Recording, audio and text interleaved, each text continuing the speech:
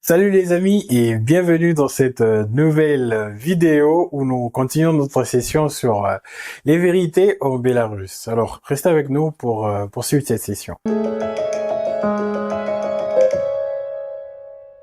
Salut Youssef, Salut. comme tu l'as dit, aujourd'hui nous continuons avec notre série de questions sur la Biélorussie.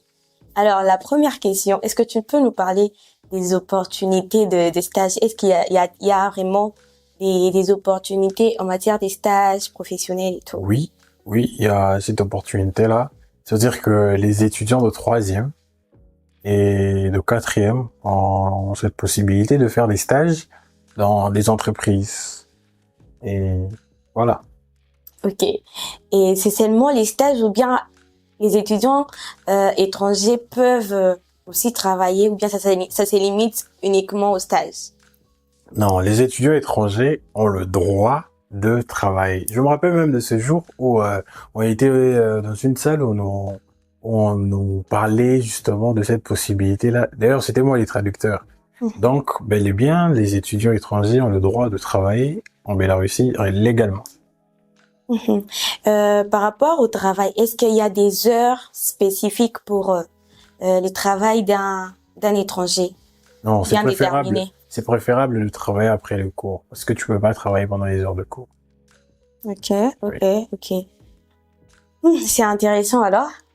Alors par rapport une question par rapport à la sécurité au Bélarus, est-ce que la sécurité est assurée? Déjà, c'est quoi la sécurité? Parce que ce mot, j'ai l'impression que ici, ce n'est même pas employé parce que la sécurité, c'est déjà entré dans les têtes des gens, la sécurité à assurer au maximum. Mais il faut toujours être prudent. Mais la sécurité, on n'a même pas de problème avec ça. Ici, la sécurité est assurée, il n'y a pas de problème. Donc il n'y a pas de problème.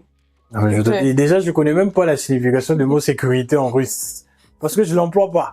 Tu peux marcher quand tu veux et Bien sûr, justement. à l'heure tu veux. Alors tu veux, mais sois juste prudent. Sois juste prudent, parce que tu peux tomber sur une personne ivre qui peut commencer à te parler et si ça t'énerve, tu pars. Voilà. Ok, parle-nous alors. Tu peux nous parler de la vie sociale entre les étudiants étrangers et la communauté biélorusse? Non, tout se passe bien. Dans les universités, par exemple, on a des cours ensemble et il y a des activités qu'on pratique ensemble. C'est-à-dire que la cohabitation, elle est assurée, elle est très bien. Pas de problème à ce niveau-là. Alors, par rapport le coût de transport et les transports, au fait, les coûts de transport, est-ce que il y a la facilité ou bien c'est difficile de prendre un transport? Non, il y a pas de difficulté à prendre le transport parce que il y a des bus en abondance. Sérieusement? En abondance, ça passe dans des heures très précises et pour ça, il n'y a pas de difficulté. En plus, ça coûte presque rien. Il y a aussi cette possibilité de commander des taxis avec notre Yandex. Du coup, ça coûte vraiment pas un problème. Je donne un exemple pour une personne qui vit à Kinshasa.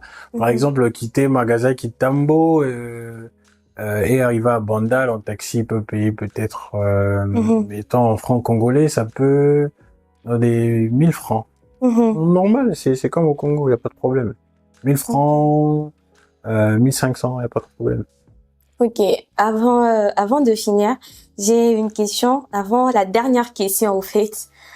Est-ce qu'au Bélarus, il y a un service psychologue qui aide les étudiants étrangers en cas d'un problème, en cas de trucs, au fait? Oui, il y a, dans chaque université, il y a ça. Il y a un cabinet où il y a des spécialistes, des psys, justement, pour discuter en cas de problème. Voilà. Ça veut dire que si t'as pas d'amis, tu peux aller voir le docteur et discuter. Moi, je me rappelle, j'étais allé Gouma, le cœur brisé. Je suis allé... Sérieusement, c'est intéressant. Pour finir, une question vraiment, je peux dire, c'est une question, c'est la curiosité au fait. Tu me permets, parle-nous de la nourriture au Bélarus. Comment est-ce qu'il y a-t-il la nourriture au fait africaine? Pourquoi c'est silos? Le pondou. Le pondou. Non, il y a quelques personnes qui ramènent le pondou et tout ça. Le pondou. Le pondou. Pleure. Le pondou. Non, il y a toujours des gens qui ramènent le pondou. La nourriture africaine, voilà. Faut se débrouiller, mais on apprend quand même à manger ce qu'il y a ici. Et cela ne peuvent pas empêcher les étudiants au fait d'être là à l'université. Ah ben. Ce n'est pas une barrière, au fait, la nourriture n'est pas une barrière. C'est une barrière.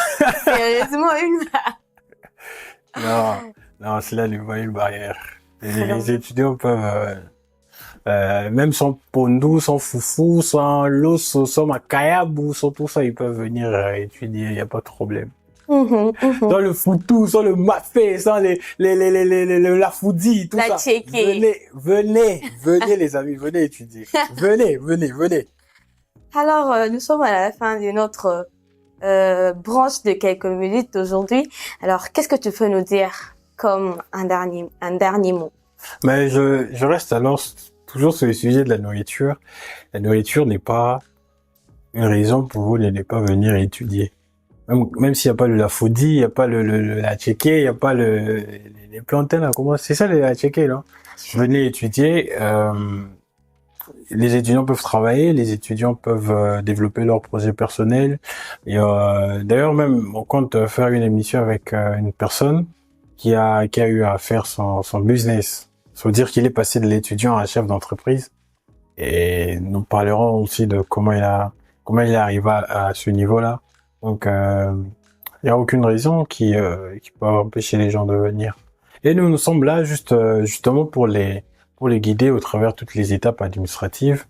Et nous sommes là avec eux. On est ensemble, pas de souci. Merci beaucoup, Youssef. Alors, à nous revoir encore à la prochaine. Au revoir. Au revoir.